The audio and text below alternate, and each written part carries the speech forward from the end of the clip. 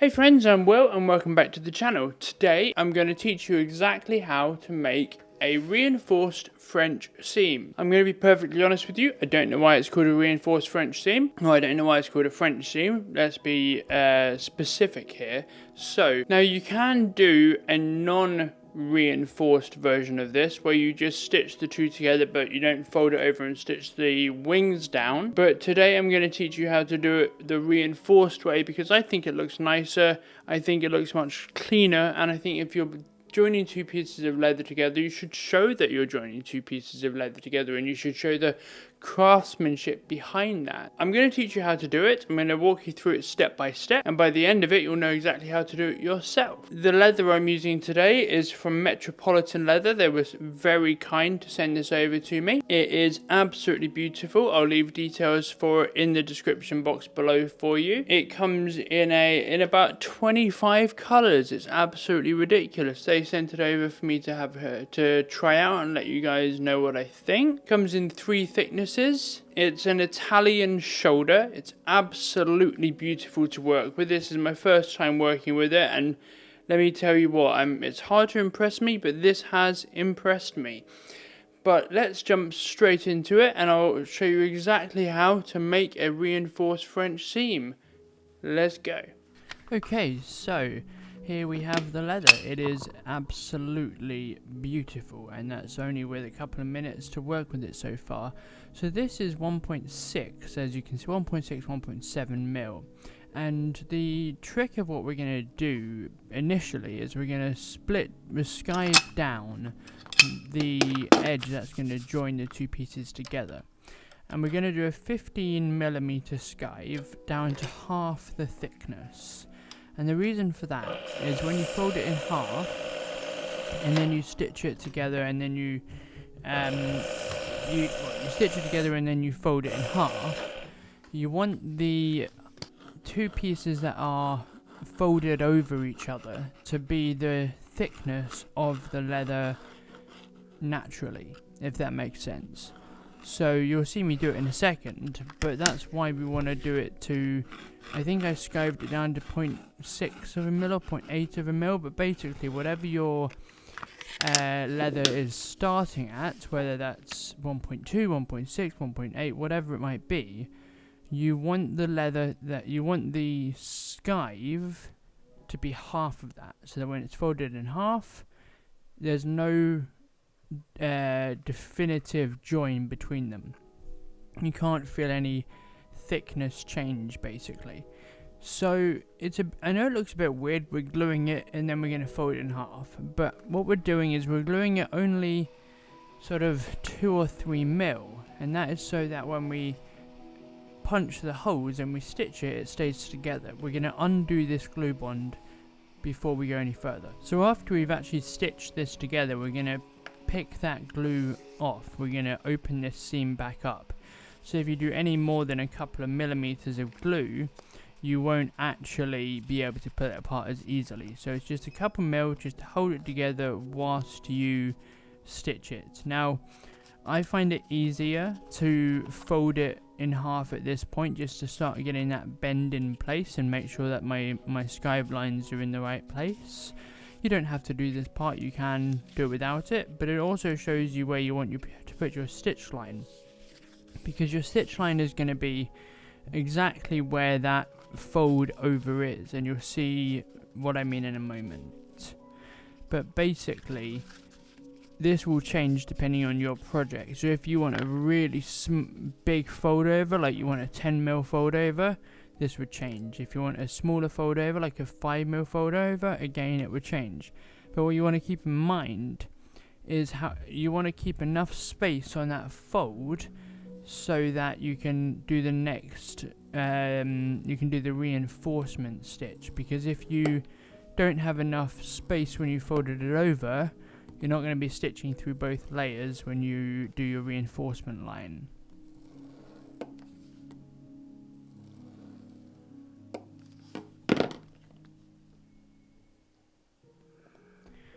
As I'm sure I'm going to get this question in a bunch, I'm using Pro Italia Plus's graphite pricking irons, and these are 3mm pricking irons. They're really, really nice to use.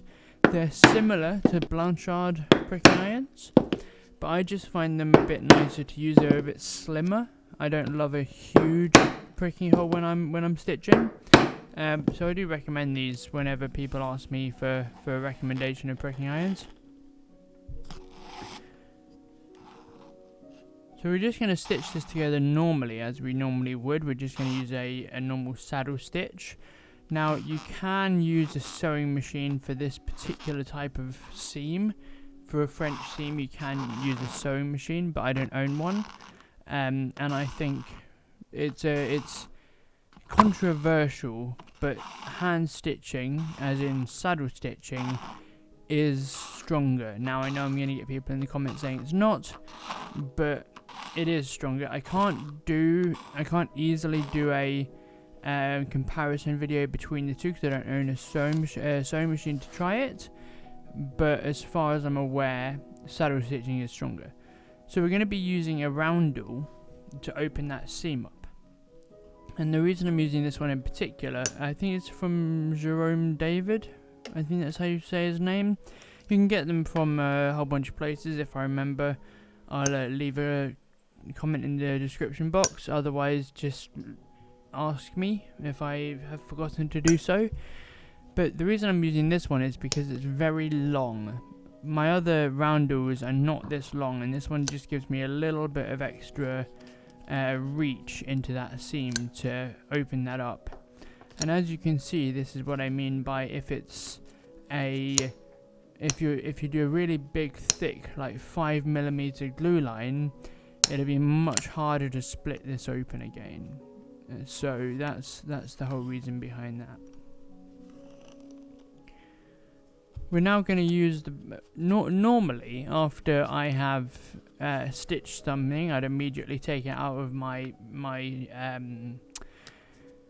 stitching clams. I'd put it on my desk and I'd get to work on the next piece. But because this requires a little bit more work, I'm actually going to use the butt of my roundel, and I'm going to start bending that, putting that bend into the leather. And I'm going to do that in the clam just because it helps me hold it in a vertical position a little bit more easily.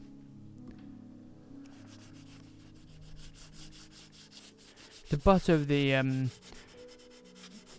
roundel is super useful for this just because it's very smooth, so you don't risk damaging the stitching line when you're rounding this over. And use your fingers to put that bend in, because we want the wings, I'm going to call them wings, to be at 180 degrees to that stitching line, because we're going to stitch that back down. So it does take a little bit of effort getting them to fold back over on themselves. I'm going to use my awl, I'm going to use a hammer, I'm going to use a whole bunch of different approaches to getting it to lie flat, because you want it as flat as physically possible so that it stays, so it's easier to work with, basically. So it's easier to stitch the wings down, and so that you don't have any unevenness in the final piece, because if you don't properly flatten this at this point, you will feel it in the final piece.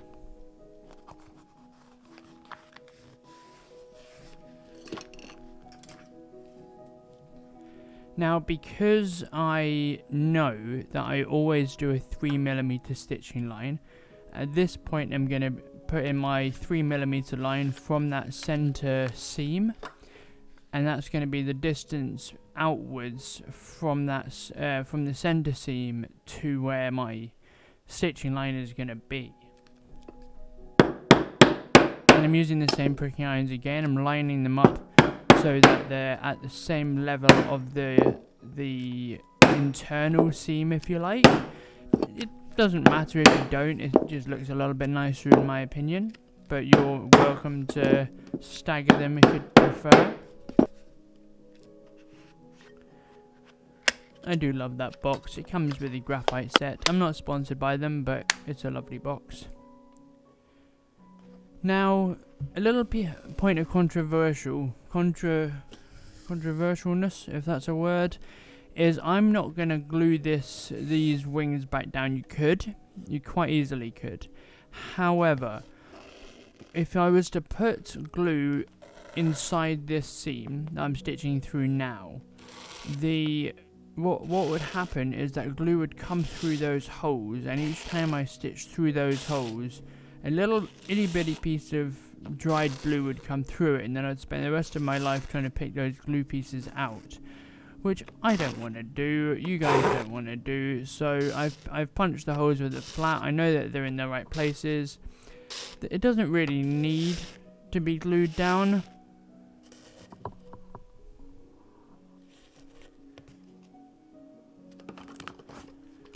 And now, because you're never going to see the back of this, instead of cutting it close and then gluing it off, I'm just going to tie a knot and cut it, because you're never going to see the inside of this. And if it's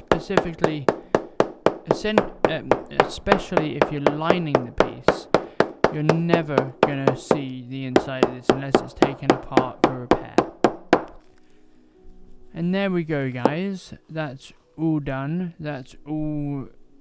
That is a French reinforced French seam, and how to do it.